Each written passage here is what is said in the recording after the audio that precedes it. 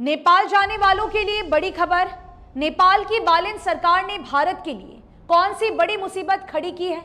नमस्कार, मैं रियांशी और आप देख रहे हैं खबर समय। क्या आप नेपाल में घूमने जाना चाहते हैं? क्या आप नेपाल में कारोबार करना चाहते हैं? क्या आप नेपाल में कुछ वक्त बिताना चाहते हैं? तो इसके लिए आपको जेब पहले से ज्यादा ढीली करनी होगी। इसके साथ ही आपकी पूर्ण स्वतंत्रता पर भी ग्रहण लग सकता है। अगर नेपाल सरकार की नियमावली और आदेश का पालन नहीं किया तो आपकी गाड़ी भी जब्त हो सकती है। ऊपर से आपका ऊपरी खर्च इस कदर बढ़ जाएगा कि आप दोबारा ऐसी गलती नहीं करेंगे। हाल के दिनों में नेपाल की बालिन सरकार के द्वारा जो भी कदम उठाए जा रहे हैं, कम से कम भारत और नेपाल की जनता को लगता है कि ये काफी कठोर कदम है और सरकार को इससे बचना चाहिए। कुछ लोग भारत और नेपाल के रिश्तों की दुहाई देते हैं, पर सरकार तो अलग ही राग अलाप रही है।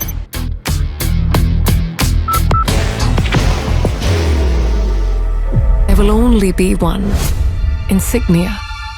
सरकार को नेपाल की अर्थव्यवस्था में सुधार लाना है और इसीलिए एक पर एक सख्त कदम उठाती जा रही है। नेपाल की सरकार ने नेपाल के लिए आरंभ में कुछ अच्छे कदम उठाए थे, जिसकी खूब चर्चा भी हुई थी, जैसे प्राइवेट स्कूल को खत्म करना, सरकारी कर्मचारियों को महीने में 2 बार सैलरी की भुगतान करना इत्यादि फैसलों के लिए बालिन सरकार की तारीफ की जा रही थी। लेकिन अब भारत और नेपाल के रिश्ते के संदर्भ में उठाए गए कदमों की आलोचना भी हो रही है। नेपाल की बालिन सरकार पहले ही सीमावर्ती क्षेत्रों में रहने वाले भारत और नेपाल के नागरिकों के लिए मुसीबत खड़ी कर दी है।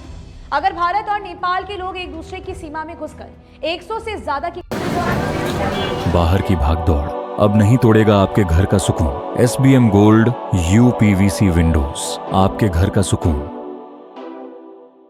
खरीदारी करते हैं तो उन्हें टैक्स देना होगा। अगर नेपाल का कोई नागरिक भारत में घुसकर खरीदारी करता है तो 100 रुपए का सामान ही खरीद सकता है, जिस पर कोई टैक्स नहीं लगेगा। लेकिन 100 से ज्यादा होने पर भंसार शुल्क आपसे लिया जाएगा। इसको लेकर काफी हंगामा भी हो चुका है।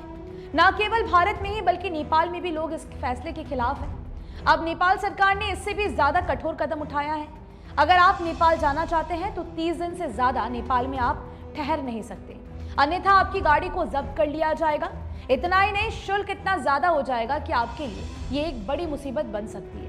कोई मालवाहक वाहन भारत से नेपाल में एंट्री करता है तो 1500 रुपये भंसार शुल्क देना होगा और वाहन की वापसी 72 घंटे में करनी होगी। चाहे पर्यटक हो या वाहन चालक, सभी के लिए नियम कठोर कर दिए गए हैं। अगर आप निश्चित समय से एक दिन भी ज्यादा रुके तो आपकी शामत आ सकती है।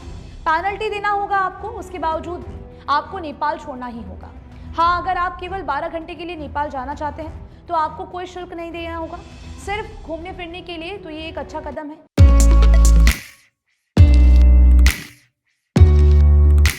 मनोकामना हॉस्पिटल, इस्कॉन मंदिर रोड, सेवक रोड, सिलीगुड़ी। परंतु व्यापारिक दृष्टिकोण से ये एक महंगा कदम कहा जा सकता है, क्योंकि कई बार लोगों को नेपाल में महीनों तक रुकना पड़ता है। जरा सोचिए कि अगर आप एक व्यापारी हैं तो आप इतना पेनल्टी भर देंगे कि कमाई कम हो जाएगी और खर्च ज्यादा। नेपाल सरकार ने डिजिटल आइडेंटिफिकेशन को भी अनिवार्य कर दिया है। अब नेपाल जाने के लिए आपको तमाम सबूत दिखाने होंगे, अपनी व्यक्तिगत पहचान साबित करनी होगी। हालांकि ये नियम पहले से ही है, लेकिन डिजिटल प्लेटफॉर्म पर लाने के बाद ये अनिवार्य बन गया है। इसीलिए आप ये मत समझिए कि नेपाल सरकार आप पर नजर नहीं रख रही है, बल्कि नेपाल सरकार आपकी हर गतिविधि पर नजर रख रही है। बहरहाल, नेपाल की बालिन शाह सरकार के इस फैसले के बाद नेपाल की राजनीति में इसकी प्रतिक्रिया किस रूप में सामने आती है, ये भी जरूर से देखना होगा। अपना ध्यान रखिएगा। आपकी क्या राय है इस पूरे विषय को लेकर, हमें जरूर से बताइएगा। मुझे दीजिए इजाजत, बता दें कि आपके लिए खबर हमारे प्रतिनिधि सुरेंद्र श्रीवास्तव द्वारा लिखी गई है। और भी लेटेस्ट अपडेट्स पाने के लिए देखते रहे खबर समय। हर समय खबर समय। धन्यवाद। Elevate your career at IIHM Siliguri, organizers of the International Young Chef Olympiad. Earn a degree with placements in France and Mauritius. Now in Kalimpong,